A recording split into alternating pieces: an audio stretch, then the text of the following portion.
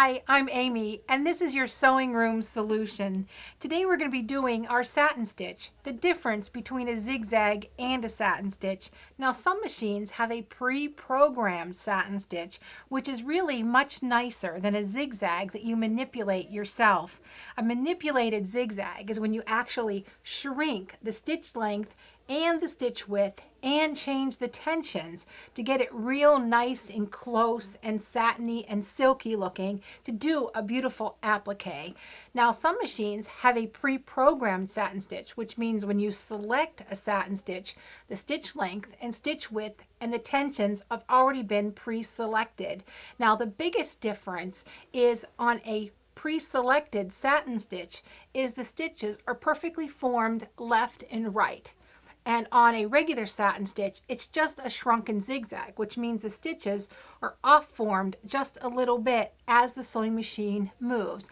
And I'm going to show you the difference between the two.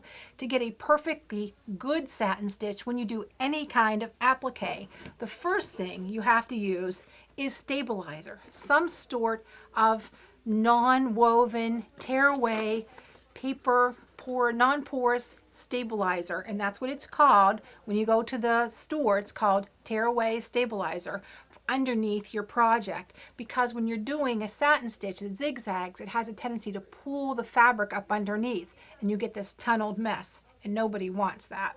The most important, except for the stabilizer, is what type of presser foot to use. You have a couple of different choices. The first thing you think of is, well, I have an all-purpose foot, so one I use all the time on my sewing machine, why not that one? That's because it's flat on the back and there's no room for these heavy stitches. The second would be your applique foot. It has lots of room underneath, a little tunnel to let those satin stitches slide right underneath. But it's kind of hard to see. This one's a little clear. But my favorite is called an open toe satin stitch or open toe applique foot. There's nothing obstructing the view, so you can watch your needle on top of your fabric fall exactly where you want it to go. So it's very easy to find a pattern. So this is the foot I'm going to use. So I'm going to go ahead and snap it on here. Just snap it right into place and get it. Now, the first stitch I'm going to show you is a regular zigzag. No big deal. We're just going to select it just like your regular sewing machine. Everybody has one. The stitch has been around for a million zillion years. No harm in that. Now, you can, if you have a computer-assisted machine or a computerized machine, you can adjust the stitch width even while you sew, which means you can make it wider. Most sewing machines go to 5 millimeters. The newer ones go all the way to 7 millimeters, which is amazing. We usually don't have things that wide. And you can see how cool this is. You can see it goes narrow and it gets wider and it gets wider and it gets wider all the way to 7 millimeters. Now, the thread that I'm using is a rayon embroidery thread. And even though you don't have an embroidery machine, no reason why you can't own some of these threads, because rayon is a little heavier. It is a 45 weight thread. Regular sewing weight's 50 weight, if that puts it in perspective. It's shinier, it's thicker, it's silkier, and just a little bit sexier. So it makes things shiny and pretty, and your applique really stand out. So you can see with the zigzag, it's a little offset. Now, if I take this and shrink it, and I mean shrink it by shortening my stitch length right now is at 1.4. I'm going to take it all the way down to 0.2. We'll go dangerous. The smaller the number, the closer the stitching is going to be. And yes, you can make it so close that this thing's just going to sit and tie a knot and be a mess. The closer your stitch length, the slower the machine is going to move the fabric, and it could sit there and just make a ball, and you know it's too close, so you just have to lengthen it, and it's going to take a lot longer to sew. So we're just going to let this guy go. Now, my tension is at 4.0. I'm going to reduce my tension to at least 3.0, if not 2.8. And what that does is it lets the rayon fabric relax and get pulled to the back so you don't see any of my bobbin thread. And that's what you want. You want that bobbin thread to pull the top thread to the back. So all you see is the pretty thread. Ooh, look how beautiful that is. You can see how pretty and satiny that is. That's just like if you just went to Neiman Marcus and just pulled it right off the shelf. So when I turn this to the back, you can see that was my tension at 4, and it only sees a little bit of the decorative thread. This is my tension at 2. You see a lot more of the decorative thread, and that's what I want to see. I want to see more decorative thread on the back. There's nothing worse than turning a corner and then have the bobbin thread pull up.